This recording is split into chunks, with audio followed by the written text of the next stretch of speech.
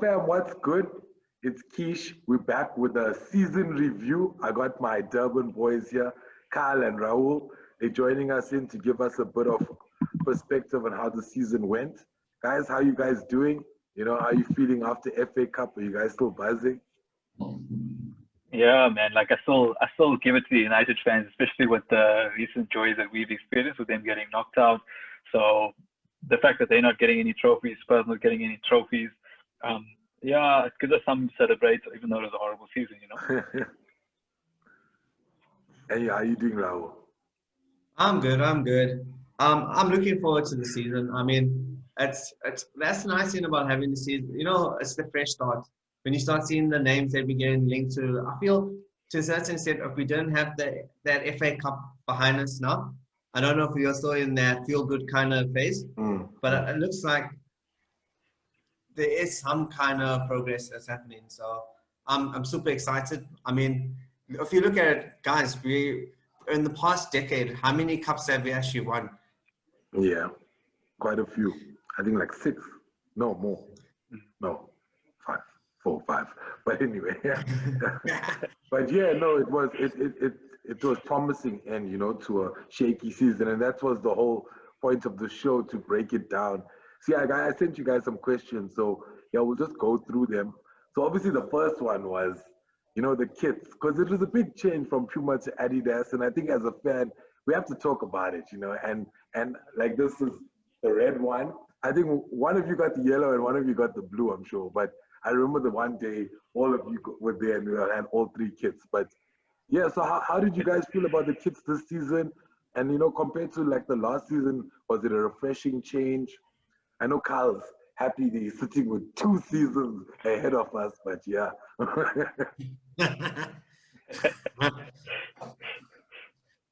You're gonna go first, Raoul? All right. Well, first, I think personally, I'm a big Adidas guy. I love my Adidas. I feel Adidas is there. It's class. And you know what? The way they hyped us. Do you remember that video they had of launching the bruised banana kit Mm, with Ian Wright? You know what I mean? It's like old school, but we still meeting new school. It's like the old Arsenal is back, but we get that there's yeah, a future over here. Hey guys, I think the marketing campaign, I mean, that's something that Puma never had. Puma never had a good marketing campaign. Adidas, you can see it. It's like we're back again with the real deals. I mean, just going into you reading all these articles before the season, and it's a lot of clickbait articles, but we always will read those articles. The best, the top 20, the kits, for the Premier League. I'm sure Carl has dabbed into that. I'm sure you have dabbed into that as well, Keisha. And it's refreshing when you start looking into it and you see there's Arsenal on the top. Arsenal's on the top. I mean, yeah, it was a brilliant kit design. I mean, we're all nostalgic at the end of the day. And when we have something where it is ours and you can easily identify with it, I think it was probably the best kit launch of a brand that's taken over from a different brand. I'll give it like a 9 out of 10. I was so pleased to be great. back with Adidas. That's Yeah, awesome. from my side, like if I had to say it, so you spoke about it, the fact that it was touching of the old Arsenal because it was who we were sponsored back in the day. But what I liked about it is they brought in Alrighty, and I mean they even Mm, brought in like a little bit of that street swag and everything about it, like the whole. I mean they had Orba and Laka like speaking London's like swag, like you say in the video. So I thought it was a big shift, and like you say, I think one of the things that we had was that there weren't so many high profile players that like from the team as well that used like Puma was nice, but Adidas, like everyone knows, like your Pogba's, like back in the day, used to be Beckham. For me, it's a little bit more higher profile brand personally. But I Mm. also feel like with that, they like the stars that are attached to it, a lot more high, like Messi, like all the players that are attached yeah, to yeah. Adidas are a lot more high profile players. So from that perspective, it's always like a good thing. But what I would also say is, I think last year, or should I, yeah, so let's just say last year's kit. If you look at it, I feel like they didn't try change too much. They made, like, if you look at the kit that you're wearing, Nikish, it wasn't like, let's come in, let's change this. It wasn't that. It was like, let's go back to the roots. Let's try get the basics back. And that's what I like about it. Don't try change too much. And again, with the bruised banana kit, didn't change too much. What we do back in the day, that a little bit of style up, yeah, but like modernize what the retro kit was. Added back to it, you know. Exactly. So I like that little touch, because I think where everyone and all the Arsenal fans were, they didn't like this revolution we were in right now. So let's go back to like better times as well. It also helps. I mean, I think our kits will have to have been the best selling from last season. Honestly, I think speaking to other fans, they loved it. They would have happily worn it if they was their own. So both kits as well, I have to say, was a big hit for me. Oh, no, that's great. That's great. I think you guys are right. The power that Adidas brings with them is phenomenal. Like the way they hyped us up, like even today's kit release, you know, the woman and men's and the way they posing. It's like, I haven't seen that before with Puma. Well, you see it, but not like so, like done so well. Like it's actually like, you think it's like a car advert, you know, like a luxurious car. So even that little hybrid video of today's kit release. So yeah, I didn't actually consider that, but that makes a lot of sense. But yeah, it was a great kit, and now obviously we can see Kyle's wearing the release for next season, and then there's the away kit's a bit weird, but we'll take it. I think right now that any design will work. But yeah, let's go on to the next one. So no, Kishan, before we go, I like the fact that there's a lot more creativity. Fair enough. Maybe the away kit will grow on me. To me, it looks like a bad case of like a strawberry milkshake or so on. But you know what? But you know, I think it's nice. It's creative now. It's different and so on. What I like about it is the finishes they have. Like on the blue kit for the previous season, your badge is rubber. You know what I mean? It's like a rubberish badge, and you have like the back parts and like just these small little, you know, that things like that. I feel that they really, their attention to detail is phenomenal. Adidas, you know. 100%. I mean, you say that like, you know, even in this kit, you mentioned like the small attention. There's like a little badge. That little thing at the back. It's so dope. The little camera. It is such like like I said, like even to, I mean, the whole design, like you speak about bringing back, I spoke about bringing back the old days, the hybrid marble. Like I know we don't like what it looks like, but that's the thought in mind to kind of bring, because a lot of people in London, maybe that was our soul, you know, that's what they say. And there's no attachment maybe for us as South Africans, but I mean, like for the people that are there that go to Highbury House, that have that like you know, if we had to go, they would probably feel it as well, get goosebumps just thinking about it.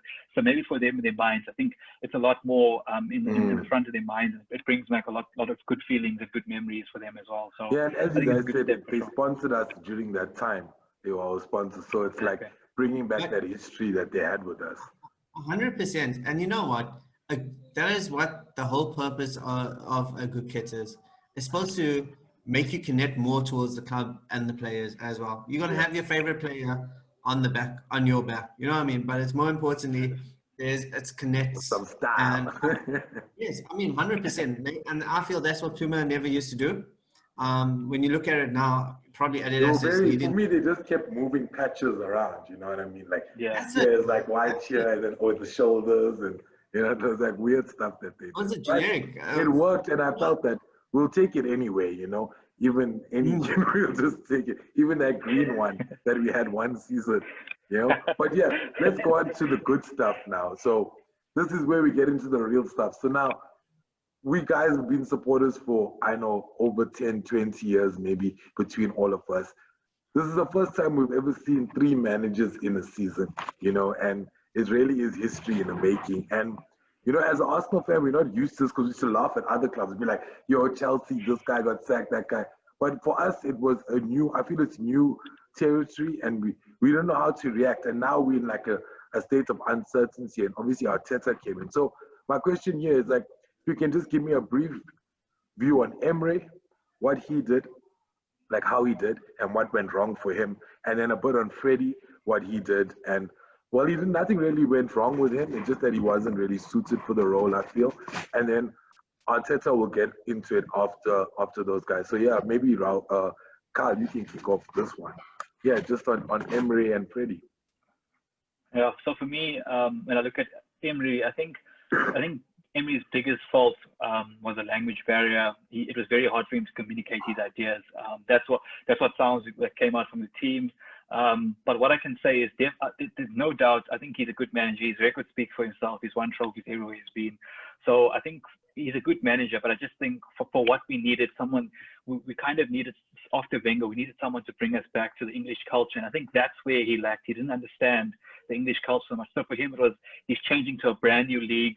And like trying to implement his ideas. Like if you think about when all in Klopp, when you look at Guardiola, when they came to a new league, it's very hard for you to just get off the ground and understand. So I think from that perspective, it was it was a lesson. His first season was a lesson. Even so, I mean, he got us to the Europa League final. I think if I look at, there was a few games, the Crystal Palace, the Brighton games, and we would have still got top four, even after we didn't have the great season. I think it just shows, I think he was still a good manager. Just like I say, his communication with that years, probably at crunch time is when I felt like he kind of was, like he wasn't sure of himself as well. Like there'd be something in the papers about this player shouldn't play, this game is out. Then like another comment, and this player wasn't out. So I didn't feel like he stuck to his guns a little bit as well. So, I mean, the whole Ozil thing was blown up. Then all of a sudden Ozil's back in the team. Do you know what I mean? Like he needed to kind of stick to his guns and stick with it through. And I think he got a lot of pressure either from the board or whatever it was. So from that perspective, I think, I think he was a good manager, but I don't think it was a good fit for Arsenal. Freddie, what I love to see about Freddie was, like I say, nostalgia, bringing us back to, he understood the English culture and what we need to do. Simply what I saw the difference from when Emery liked to attack using his fullbacks. That was his main avenue. He wanted to try build up via the fullbacks and try whip balls in mainly. But it obviously going to take some time to get those ideas across. What I saw with Freddie, an instant change, was all of a sudden now we're trying to play balls inside and intricate passes. Like that one game when he came, I just already saw like us trying different ideas, some long balls, like trying to change up how we played. And I mean, Emery was very much this build up from the back. Let's try to start from the back. But sometimes you need to go long, and I think that's where we kind of let down. Whereas when Freddie came in, we started just looking for small little combination 1-2s, and I think that little shift as well. Even though Freddie didn't have much time, as well with experience, he didn't have much. Probably tactically he wasn't sound because he just wasn't given much time to kind of hit the ground. But I think from a perspective of those two, they did what they needed to get us to a point where we're at now, to kind of get the right guy in the seat, you know. Okay, interesting. And you, Raoul, how you felt about those two? So with regard to Emery, I was I started off being a big fan. I wasn't on that whole parade, Emery out and so on. I bought into Emery's philosophy. He was talking about the intensity of the game. You know, having guys with more direction, we're not here to just play a game of either counter-attack. We want from the back to the front. And I bought it because when you look at it, the complete teams like the Bayern Munichs, the Man Cities, even the Juves, you find out they are a team where they can compete from the back, and the transition is all about, it's an easier transition. And so with those key words, I was like, hey, maybe Emery is the guy. Emery he has come with false experience. The man has won cups. It's not to say that we were getting some second league manager. Funny thing, going forward, the option was between Arteta and Emery. If you remember, Emery actually coming in, and I was actually not. And Carl knows I wasn't actually a big fan of Arteta going in because I felt Arteta didn't prove himself. The biggest fallback Emery had was actually the communication, and just like I don't feel he cemented the philosophy amongst the players. There was, I'm surprised Carl didn't bring this up, but the whole Granit Xhaka in this incident, I think that actually sparked the whole demise of Emery. I mean, Emery didn't have leadership. I mean, how can you decide that the players must choose their captain? Here's the top three guys we're looking at. Yeah. I mean, how does that instill confidence in your captain, first of all? I mean, guys, Granit, you can see Granit plays for the team.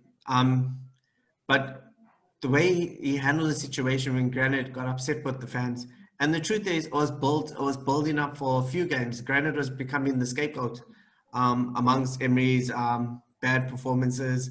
And it was very unfair that you just putting it on the captain, and the team just didn't have anything to say about it. So I feel it was a communication problem. That's where that's the way I felt Emery actually came short in his game. More importantly, I mean, if you look at the difference, Emery and Arteta still want the ball to be played from the back. How's it possible that you have the same team, the same defenders, but all of a sudden there's confidence in the defenders now playing the ball from the back? I mean, if you look, a lot of our goals actually came from open play coming from the back.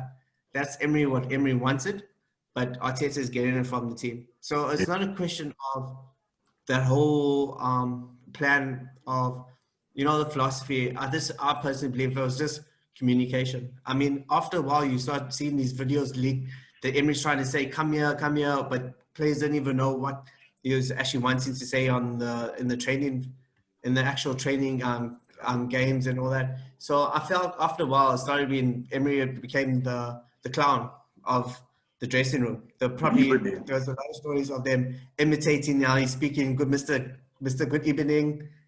Even the fans were having a good laugh at it. Yeah. And that's where he lost it. He lost the dressing room, definitely. And it was a great transition to bring in someone who's Arsenal elite to actually bring control, bring the players back before we actually introduce ourselves to the new manager. So definitely, I think that was a smart one. I don't want to really comment much on the interim manager because, to be honest, I think he only served like 3 or 4 games. Yeah. His position was just to make sure everyone was orderly and so on. But going into Arteta, and what I liked about Arteta is that Arteta, you can see he is a tactician. The way he's playing our games, I mean, fair enough, Emery did have the ability to tweak and tweak and tweak. And you found out a lot of Emery's decisions came in the second half. And a lot of, at that time, it was play that Emery is such a genius. He's actually tweaking during the course to actually get the win. And we used to get a win on the second half, if you remember.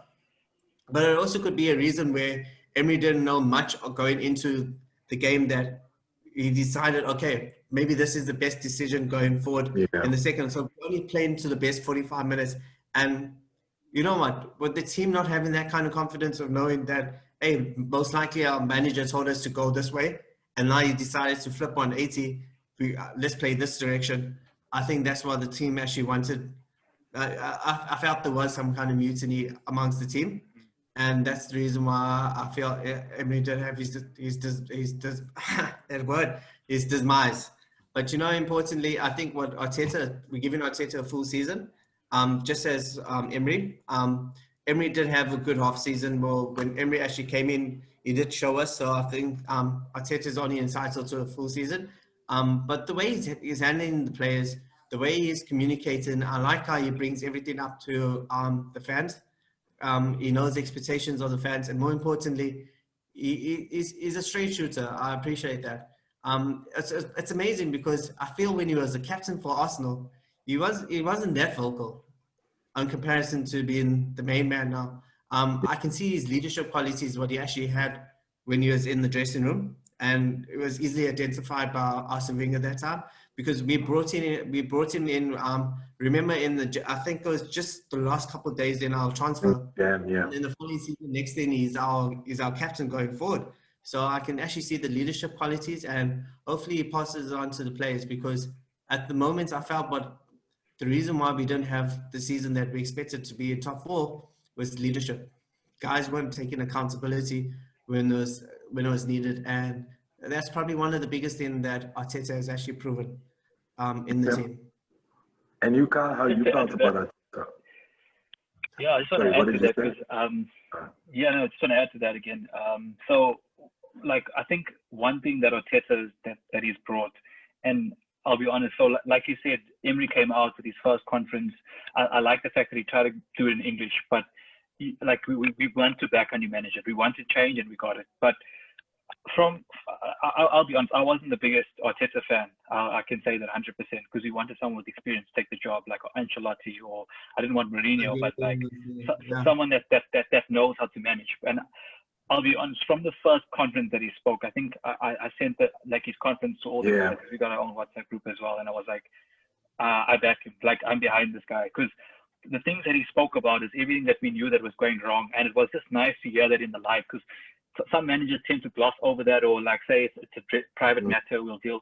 But everything that he said, I was behind him, because what he said, the first thing that he wants to change is there's been a shift of culture, and I love that, because he saw not that we're having issues at the park, but that those issues are a result of what's happening from the top down. So the first thing he said is he needs to speak to, and every single player that clean said, I need to speak to every single player, understand what I expect from them, and why, if they can't give it to me, I need to understand why they can't, what's stopping them. Like, because some people might be having issues at home, and I think that comes down from like the Arsene Wenger management days. I think we spoke about that, the human factor, and it's crazy that like he's bringing back that type of like management as well. So you could say, I mean, how many people said, oh, Oba doesn't work back because he's going to get tired to score goals? Through the man's, firstly, he's got the golden boot previous season, right? This season now he's just one behind as well. So I just always look at that, and I mean, like, he's been playing on the wing that whole time. He's working back now under Teta and scoring more goals than you'd expect from a person that does that. So you can't come and tell me that, no, we can't do that because it's going to cost him on the other end. And he's had those conversations individual. I mean, you spoke about Granite. I thought he was gone. The first thing he said, he needs to understand what's going on, like what is happening, and he sorted out that issue same time. He's like, no, Granite stays. We've had this chat, and they cleared the air.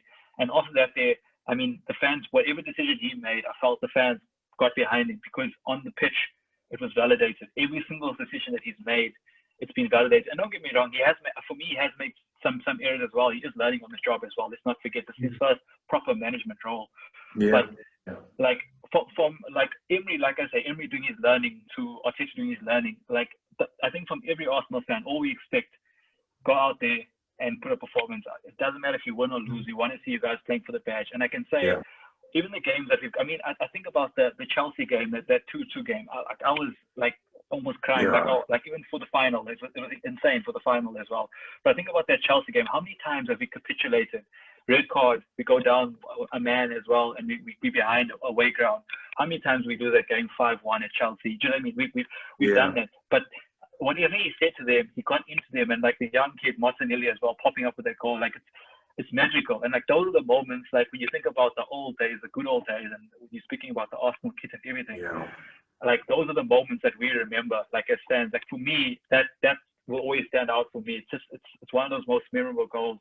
And when the guys start analyzing what people are doing in the crowd, it's like to be a member in that stand, to see that, like that's all we wanted this whole time. And to see those performances now, it just makes you proud. It makes you like, now I'm proud to actually wear this now. You don't feel like, now, you know, I do support my team, but I'm happy because I believe that what our club's doing. And we took a beating over the last 6 years as fans, you know what I mean? Like, yes, and I feel like it's nice to get someone in that understands what we feel, that knows like what it means to wear the badge, that knows what it means like to play for Arsenal, to represent Arsenal, you know? Yeah, no, definitely. I think you guys hit it on the head there. I think definitely, I've got 10 minutes left, okay, but it's fine. I said definitely the combination from Emery kind of killed him, I feel, and being in England never really helped. And Arteta, I don't know what he brought in, but whatever he did, it's working, and I have no reservations. If he wants to do something, if he wants to bring Willian and half of Chelsea in, he can do it. You know what I mean? I don't care. Like, I have faith now. So yeah, just before we move on to the player rating and your guys, I just wanted to so we spoke on like the managers and stuff. So for me, just touch on quickly like the biggest positive, the negative that you've seen, and what we need to compete next season with the top 4. And then we'll go on to rating the players. Okay. Raoul. All right. I'll make it very, very short and sweet. Personally, the greatest positives is actually seeing the youth come into the first team. Willock, Nielsen, Saka. Saka has been a standout. I mean, even Turney, fair enough, Turney has actually played first team level at Celtic. But technically, when you're looking at his age, he's still more or less amongst the same age group as the former guys I mentioned. So I believe the positivity is there because you know what, there's balance now. We got in guys who are quite young, and then if you look at it, we got guys who have experience. Uber is going into more or less his last proper contract. He's on top of his game. Laka he has great experience, even Granite, and I like how he's bringing in like the Cedrics. I like how even like fair enough. David Luiz was a bit of a risk behind getting him because I mean fair enough. Chelsea don't want him because of his age. They felt that it's time for Zuma to actually come stand up and so on. But you know the difference between bringing in Luiz is actually what you see in the dressing room. He's a motivator. He's a guy to say, hey, I've been in your situation. This is how you should handle. This is the attitude that you should have. I mean, that's where the experience comes in. I mean, if you look at it, all the crucial games, Arteta, even though Luis has given us penalties and so on, Arteta has always backed him up because he has always added something to the team. So that has been my positives, the way we've been placing our players. The biggest negative, obviously, is where we ended. I mean, I felt that games against like Brighton, I mean, right at the end, that the Leicester game where we drew, where we drew the game, and we actually were leading at one stage, and we got the red card and so on. I mean, but that's the game. That's how those are the lowlights you're gonna get. What I would like to see in the team, I like to see more creativity. I mean, I feel fair enough. A lot of our game strategy has been playing from the wing backs or just over the defenders. I feel that we need to have more in our artillery, especially with the kind of striking force we got, because we can play the guys on the wide, we can play the guys holding up. Luck is probably brilliant. Fair enough, he's not like a Giroud, but he's brilliant when it comes to picking up the ball or holding up the ball before to allow the wing backs to play. So, I mean, I'm very positive. If I look at it now, I can tell you now, I can actually put it out there and say top four, definitely we should be in there for sure. No doubts about that. How about you, Carl? Yeah. So for me, I think just to sum it up, biggest positive with the manager coming in, I feel like we are a tough team to beat. We were always looked at, we had a weak, you could say we have a weak spine still, but I feel like we were one of those teams where you knew if it became an argy-bargy game, we would lose regardless. I feel now we've got that bite to our team, like that aggression as well. I mean, look at the teams that we've come up against, and we've come up trumps. And a lot of the games where we beat top teams, we've been down. So it shows the resilience in the team, that mindset, that mindset that we go till the end, regardless of what it is. That's what that for me is the biggest positive, biggest change that I've seen. Before, if we go down, it was normally game done, especially away games. You could probably cost it off. Doesn't matter where we are now. I always feel that we're in the game, regardless if we up or down. We're always in the match, and that's what I love about it. My negative, Raoul touched on it, is our league position, because I would have liked us obviously to be going for next season. But I think that the negative for me right now, I think we just need to start getting the players to the door and getting some players out. I think that's the only thing, that the transfer can go either way for us. I'm just hoping that could be turned into a positive at some stage as well. Okay. All right, no, that's great. Yeah, it was a shaky season. At least we had some good positives coming out from the first half with Corona and everything. But yeah. Into the last segment, I'm just gonna ask you guys about who you think, which type of player won this award, or you feel won this award, and then you'll just let me know what you think. So yeah, we'll go just like you just to give me your answer. So the first one is, who was your player of the season? So maybe we'll start with you, Carl. Nah, Uber. Uber is my guy. Okay. Definitely. Aubameyang, hands down. Right. Okay, most improved player. Who's your most improved player? Saka. You say Saka. I say Martinez. I think he grew into the role, and we knew what he could do. But I think from what he did, I think he's world class right now. Yeah. Okay. Still going with Saka, Raoul? No, Martinez is very strong. I can see where Carl's head at, but I think Saka. I'll give Saka that. Yeah. It is so. All right. Cool. Okay, and the player that surprised you the most this season? For me, I think your answer's gonna be switched around here. No. For me, Martinelli. I didn't expect him to come and hit the ground running, to be honest. And again, like I spoke about that goal at Chelsea, like for me, and remember, Oba was out. We thought where our goal's going to come from. We got a flipping lighty that come from Brazil. That's got no one yet to support him. Is a guy that's carrying Arsenal's team. Like we really. And even that celebration, you know, it's like a oh, man. Bro, I love After that goal, I love he's it. a man. Big man. Big He's man's a goal. boss. Yeah. And for you, right? I'll go with the unpopular opinion there, Kish.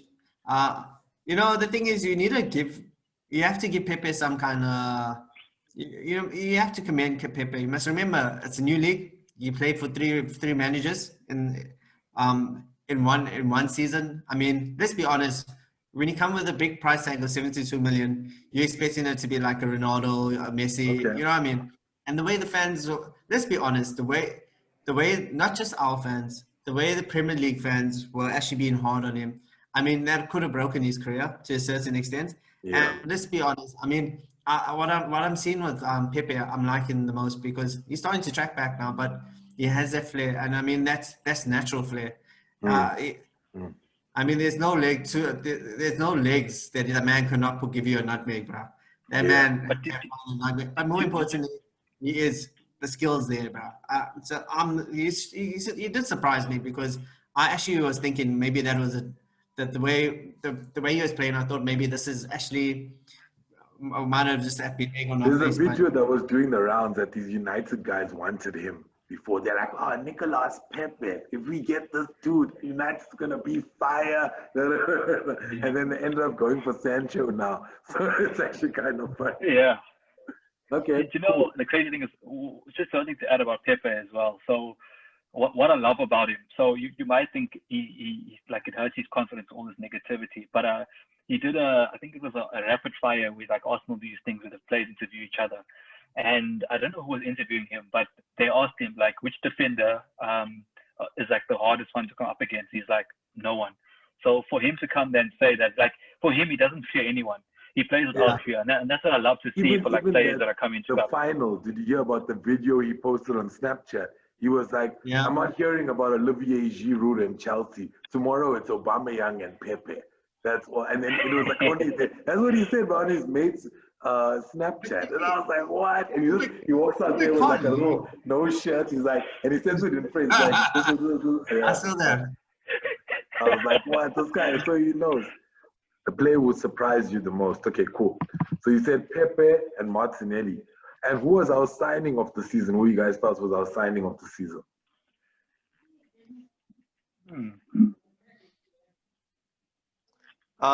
Tierney. I like Tierney. It's a tough one. Yeah, I agree. I think Tierney, to be honest, I don't want to say it, but I think our signing of the season would have probably been Saliba, but he didn't get a chance to play, but definitely Tierney. I like when we sign defenders. Okay, great. And then this is a bit of a downer. Who didn't perform to your expectations this season? Like, really was not at the quality you thought he should have been this season? Oh, I'll take that one. I feel Socrates didn't really have much of a game time, but I think, honestly speaking, I only saw two or three good games coming from Kolasinac. Kolasinac, I think he actually underperformed.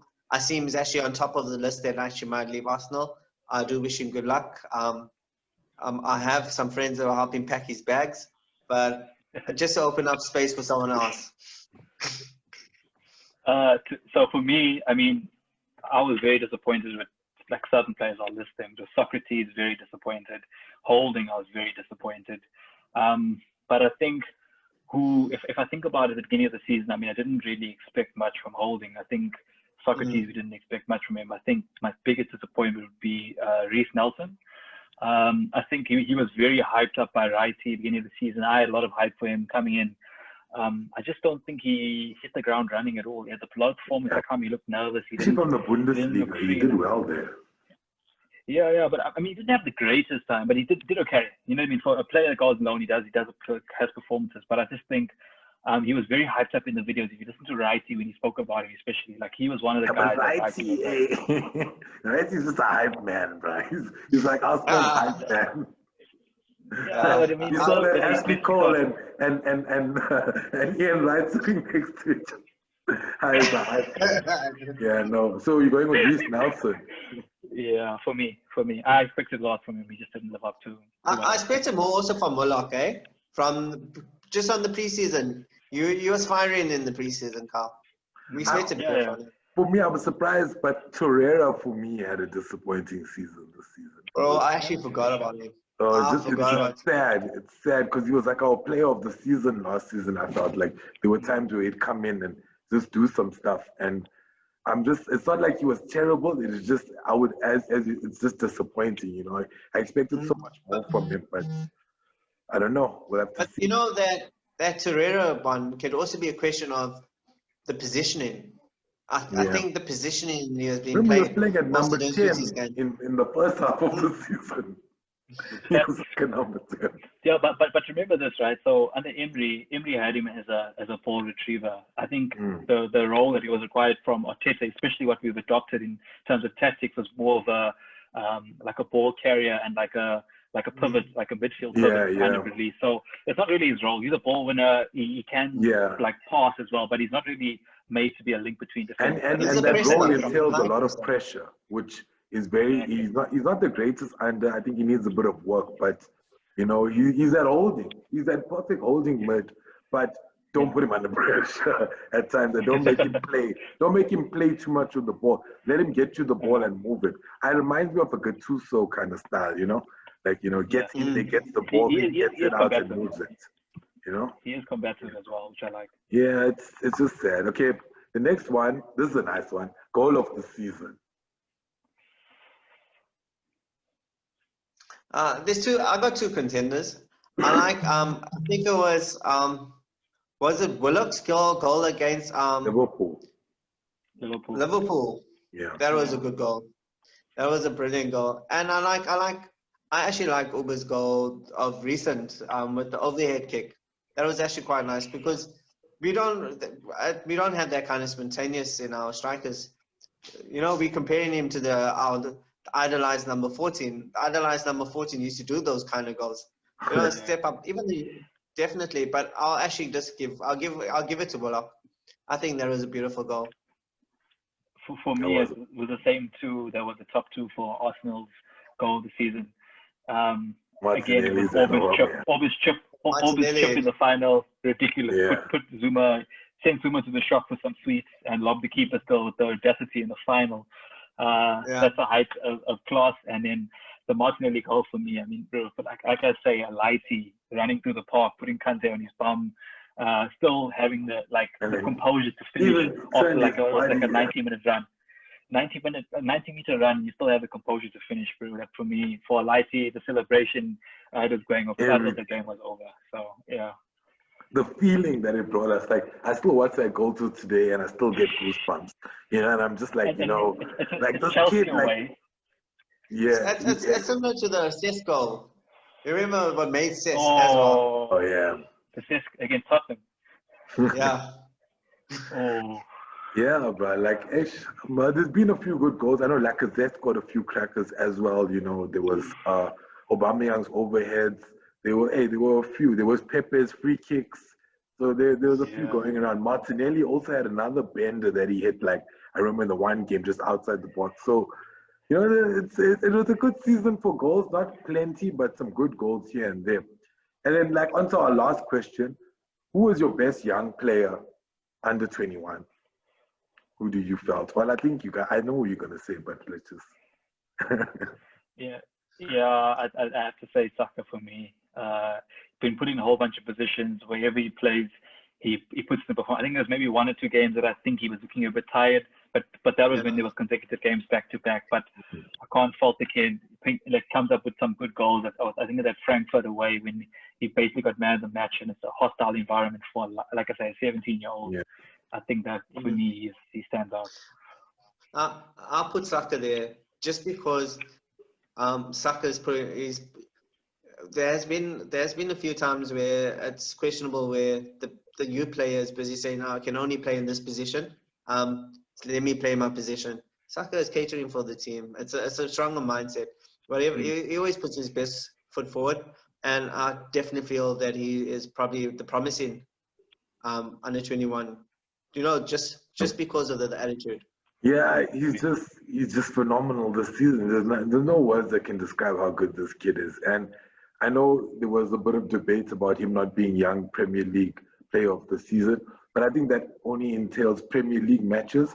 But I know he played a hell of a lot of cups for us, and that's where we saw him, and that's where we saw Martinelli, and I felt he was phenomenal. The last thing is like your personal note. What would you like to say about the season on you as being a fan? How it felt, what you went through? You know, like we've been through a lot this season, and I think it's only fair to ask you guys it was an emotional roller coaster, I know, but yeah. So just your little quick take on what you thought of everything and how you felt about it. If I just say one thing, I'd like if our season had ended with the whole COVID thing, I wouldn't be upset. That's how I felt, honestly. But because we knew it was a nightmare, we knew we didn't do well. But what I liked about it is afterwards we have something to cheer about. So it definitely was a proper roller coaster, but definitely ended on a high, and something we can take away going into next season as well. You know. My take, I'm similar to Carl's. For the past few seasons, coming short, finishing more or less the last 2 games and not missing out on fourth, not making Champions League. I mean, we start off the season optimistic, and it's been some of a trend where end of the season you'll be like, oh, I'm just tired of watching these games now. You know what? It's nice to be in a position where, you know what, more or less our last game, we won a cup. We're going into the season firing now. You know, the guys are ready. So it's a hard one, but you know what? As long as I feel, it's being an Arsenal supporter, it's a very emotional thing, guys. It's probably Tough being a Gooner. probably been a bit harder than a lot of other fans. But it's quite nice to know that we finish up on a high, not in the past. So put everything aside, clean slate. It's time to build on that now. It's a tale of two sides to the season. Sorry, Carl. No, sorry. What I wanted to say was, I mean, like, you know, we speak about that Arsenal missed out on top 4 and stuff like that. I've seen United fans celebrating that fact. I don't know if you guys have been watching now the semi-finals and stuff. Like, let's be real. Like, if that United team came up against that Bayern team, they would have got proper cricket scores. So what I'm saying is, like, for us, like, United can't even win the Europa right now, but they're celebrating. So for me, and even in the Europa semis, they couldn't even close that game. Like, wow. Yeah, that's what I'm saying. How can you expect to be in the Champions League and win? Like, for me, I don't want to go to the Champions League if we're not going to compete for it. Because we've done that. 100%. I don't want to do it for a day. I want to be in the Champions League because I believe my team has a chance of winning it. And I think it's probably best that we're not there right now. I mean, if we can't even win Europa, we don't deserve to be there, honestly. You know, the mentality needs to be there, and I think it has to be that Liverpool, the Barcelona, the Bayern Munich today, the Arsenal of old. You know, when you go in there, we're gonna go child dudes. You know, we're formidable, and I think Arteta is trying to bring that back, and I felt we lacked that over maybe the closing years of Wenger. And Emre, I just felt English was tough for him. It's sad. I don't like what happened to him, to be fair. I don't like to talk about it either because it's very emotional. But it's just sad, and it was just unfair, but it's done. And I think it happened for the better. You know, all of the stuff needed to be exposed. Wenger needed to go. This stuff needed to come out, and it needed to be sorted out. And look at it today, like the board's restructuring. We're signing transfers 2 weeks, 3 weeks into a transfer window. That's like not even heard of. You know, like, you know, that's only when we know we need a person like definitely. Like, we only have one goalkeeper. We need to buy another one. You know, so it's promising moves, and you know, we hope it's a good trajectory. You know, that's all I can. 100%, Kishan. It's Arteta keeping to his word that he's there to change the culture, change it or bring back that winning culture. It depends how you want to see it, but the culture's changing now, and but you know, that's what I'm excited for. The craziest thing, just to add to that, I mean, the biggest issue that we've had, there was this divide in the fans. I mean, between the fans and the board and the players, and there was this big divide. I feel like now with like I know Orbo was one of them that actually brought the fans a lot closer to the players as well. I think he's very instrumental in that. That's why, again, I think we need to keep him. But I feel like the crazy thing now, like we had this debate previously throughout the season. Like all the fans were like, oh no, Emery out, Emery in. And then you had this whole divide. No, we should get this person, this manager in, this manager in. And it was just this whole split and factions between this player must play, this player mustn't play. And I think he's united the club now. We all, like what he speaks about in his conference, pulling in one direction. If we're not pulling in one direction, that people need something, either people need to go, something has to change, and he needs to understand why they can't go in the same direction, because that's the major driving force. He says if everyone's pulling in the same direction, working, singing on the same hymn sheet, we're definitely going to see the results in the pitch, and we've seen that. So the major thing for me is I feel like as a fan base, we all like, we're all in a good mood. It's no one like, oh no man, like Ozil's not playing or whatever. But it's also a man you can respect. You know what I mean? Like you can't disrespect him. Like, and I felt that's what happened. That's what happens to our previous two coaches. They got disrespected by the fans or by the media or by whatever, and it ended up very toxic. You know, and then that created a divide. And Arteta doesn't stand for that. You know what I mean? Like, explain that. Even some questions like, so what do you think about this? He's like, you know what? I don't really want to talk about it right now. You know what I mean? Just like, and you're like, okay. The one guy's like, is Ozil, do you have any comments about this? He's like, still no comments. You know, and you're like, he stands by what he believes in. If he doesn't want to tell you anything, he has no need.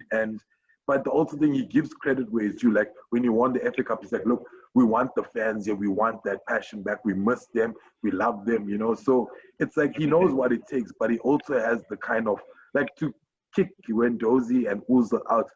Two of our previous managers wouldn't have done that. To ice them out like that, like this, like holding it strong 2 months, 3 months, 4 months. That's some like you believe in your philosophy and you believe in your technique. And I admire that because it achieves, he knows he can achieve stuff. And if you're not falling into my plan, it's not that I'm going to kick you out. It's like I'm going to either rework you and you're going to fall in, or if you can't do it, you have to go, you know. And only fair it happens, and it's sad to say, but we needed something like this. I think we were complacent for too long. You know, as you said, top four is not just to be, or Champions League is not just to be there and play. You need to be winning it or getting into the last four at least. You know. So yeah, it's I don't know. We'll have to see. I don't know. We can't compare it to anything. I think that's the worst part. Like we can't be like, you know, our previous 4 other managers, they had one season and it wasn't great. Yeah. So, yeah, we're not in United's position yet. Yeah, or Liverpool or City or every other of our rivals. You know what I mean? It's all new to us. Yeah. But Kish, one thing to add as well too. I mean, like what I love about Arteta as well is he seems to have a clear vision. And he knows that it's a process to get to that space, but he has a clear vision. Any player that does not fit in, I mean, Socrates was loved by Emery. That was like his mainstay. He was, don't get me, he's a guard, he's tough, he's combative, but he's not what Arteta sees in his vision. He doesn't play. Simple. He was bad at the back, at the playing out the back. I remember that. Yeah, bad pass of the ball. But what I'm saying is, anyone, Guendouzi, you want to have an attitude problem? That's not what we need in this club, Chairs. So anyone that's not willing to follow in his goal, his vision of where he sees the club, cheers. Doesn't matter who you are. The crazy thing is, like we speak about Ainsley, we speak about Granite, all these players that were chastised in previous times, but he's brought them back. He's like Ainsley now is getting consistent performance. Like people now actually don't want to see Ainsley go. I mean, I'm sure a few months ago under Emery, they were so like up in the air about him because he doesn't want to play right back. They had all these rumors about it. We were like, wait, those are our new captain at one stage. You know what I mean? Like, you know, Arsenal fans too. Yeah, it's crazy, man. And like, I just think of it like he has a clear vision. Anyone that's not with it is out. But it's good and bad because it means, you know, if you're not going to do it, you're out the door. But it also gives players like Guendouzi and these people that were chastised previously a chance back in, because I just look at Ainsley. Ainsley is a perfect example of someone that just knuckled down. He's obviously put in the performance in training, and he's got chosen in big matches to play key positions, key tactical positions to add. That left wing against Adama Traore was a piece of brilliant tactician to stop him from playing. He had the athleticism and the speed as well. So it's just that thought as well. That I mean, I think about even the City game when he played in there on the left hand side to create that extra overlap and speed and stuff like that. So it's brilliant from what he's been doing, honestly. Yeah, no, and what I like about him, it's not like he has an agenda. He freezes you out, but he gives you the opportunity. And if you don't take the opportunity, he's like, look, there's other players here that are willing to take it. And I think based on that, he has a good makings of handling these type of, like you can lose the dressing room, as Raoul was saying, with ease. And I think that is a fine line. What I also love was you saw the FA Cup celebrations and how he was like dancing with them. It felt like he was a player again. You know what I mean? It's like he looks so young as well. So, he was like running, dancing, like cheering with them and like making like all like singing. So for me, obviously all the coaches do that, but like he's so young, you know what I mean? And like he just looks like one of them. And I don't know, it looks promising. And from I would say from December, if you told us in December this was going to be the end of our season, we've all been laughing. I think when we saw each other, when you guys came for your first show, and after that game, we were just like, it's time now. Let's just call the season. 100%. But like what I love about it as well is like I love the competition in the squad now. Every position, you're never safe. I mean, like Martinez, like everyone thought Martinez is going to come in, he's going to play a role. But now I think Leno is thinking back in mind, I need to pull my socks up. Yeah, I mean, competition. I look at ANZ's put competition. I look at Cedric's putting competition on Dylan. Dylan's getting some performances. Our centre backs as well. Even though we don't have the best centre backs in the world, I feel like there's enough competition that if you don't play well, you're out. Yeah. A lot of the time there's a lot of rotation. We've got performance out of Mustafi as well. Even with Eddie was giving some kind of competition to start. Exactly. Yes, 100%. Even Willock, that's what I like. What's his name, Nelson, they all were doing, until Nelson got injured, I feel. After that, he wasn't playing a big role in the team. But before that, he was getting his regular sub. Saka, for me, just replaced a player, like a first-team player. You know what I mean? Even Tierney right now, they just replaced anybody that's had that role. They're not going to take it because these two boys are phenomenal, But yeah, we can obviously go on and on and on about our beloved team. But firstly, I want to say thanks to you guys for showing up that day at Brazenhead, showing support, and you're here a few months later. Our first season of Goonercast SA, we're happy to get Durban guys, we got Joburg guys, we're hoping to spread and listen to how we talk. These conversations are so awesome and it's really had and there's not a lot of Arsenal fans. When we grew up together in college, as we all know, there was just us two. You know what I mean? We had each other. I know me and Carl used to get angry at each other because at the time when we were supporting Arsenal, we didn't win anything when we were in college. Oh, it was like the worst time. But we had like Santi, we had all these fire, like Fabregas, we had all these fire players, but we could only just talk about the players. Definitely. So yeah, and we just want to say thank you from our side, and also from our side, like what did you appreciate, and what would you like to see more of, and well, I don't know, anything that you would want to add to Goonercast. Kishan, I can tell you now, I appreciate your resilience, especially still carrying on with the Goonercast. I saw you on 2 occasions. I think the one occasion was actually the Baku, which were that was probably one of our lowest games. Definitely. I left at like 70 minutes, man. I was going out of there. Yeah, it takes a lot of drive to do a cast. It's not that easy. Carl and I have always been talking about it, but it's extremely time consuming, the editing behind it. So we do appreciate this. It's the nice thing is don't stop, carry on. It's not, and I enjoy the fact that we're bringing something different. Your views are different. The views are different, but the views that we can relate to, if that makes sense. Yes, and I just hope that it gets further and so on. Definitely, what I would appreciate, and I think maybe we should look going forward is, by just spicing up, just running like small games, like you see amongst like the Premier League players where like top 10 questions and you just run it fast. Would be like 30 seconds, top 10 questions, quick answers. You know what I mean? That would be crazy. Just to bring it into, just to bring in something different into the factor and so on.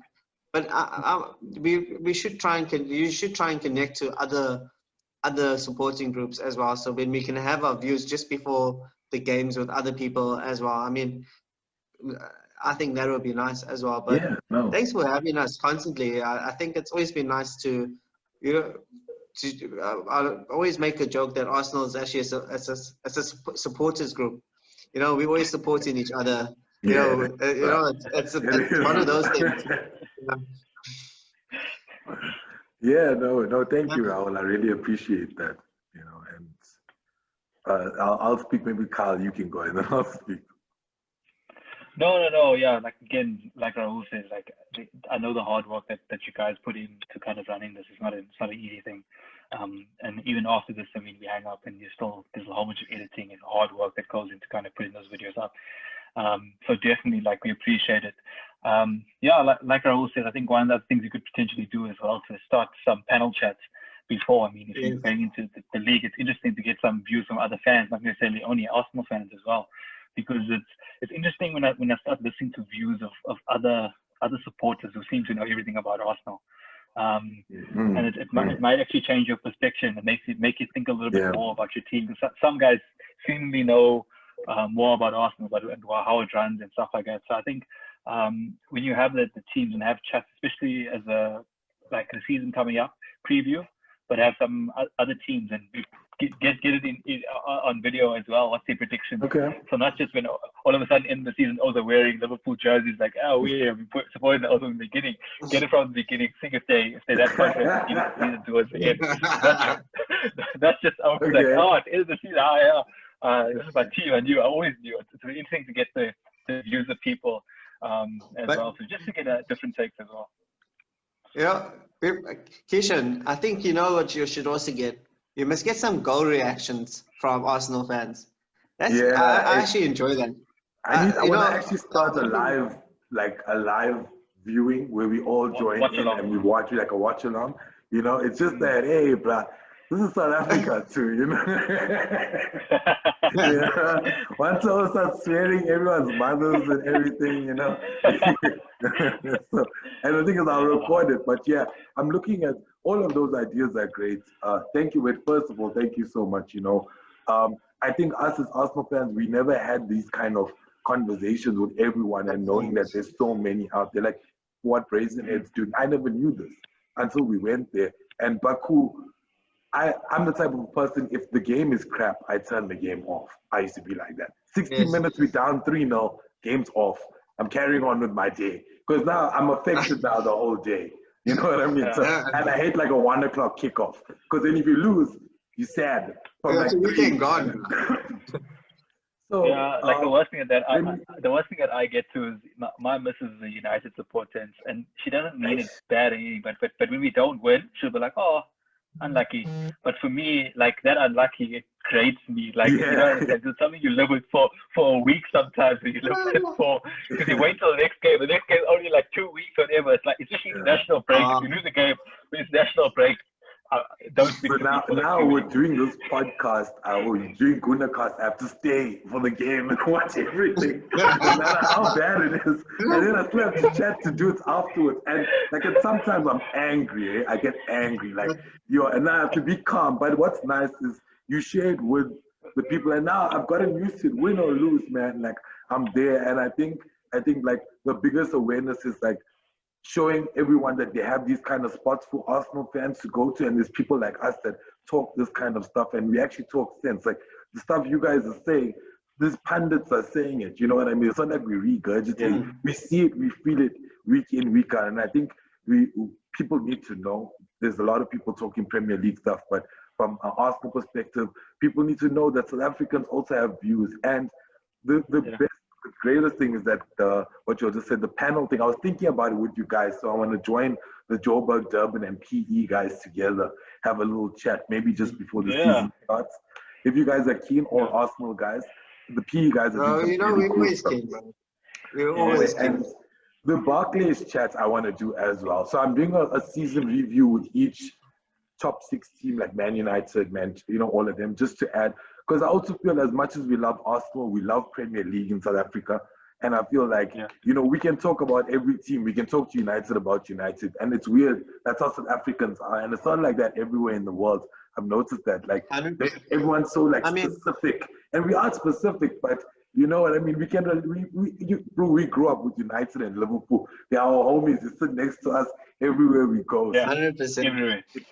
So it's just like, you know, it's just stuff like we got some cool stuff coming, and I'm just really grateful you guys are part of it, and thank you for taking the time and initiative to be on the show and share your views. I think we're doing some cool stuff. You guys have a great group you'll have with all those Arsenal guys. You know, it's as you said, we me and Carl, and obviously Raoul, we go back and the conversations we've had in those years in college, and it was just sad we never had more people to share it with, you know, like a group. Because I used to sit, you know, with the O's I used to hang out with, all of them were Man United friends.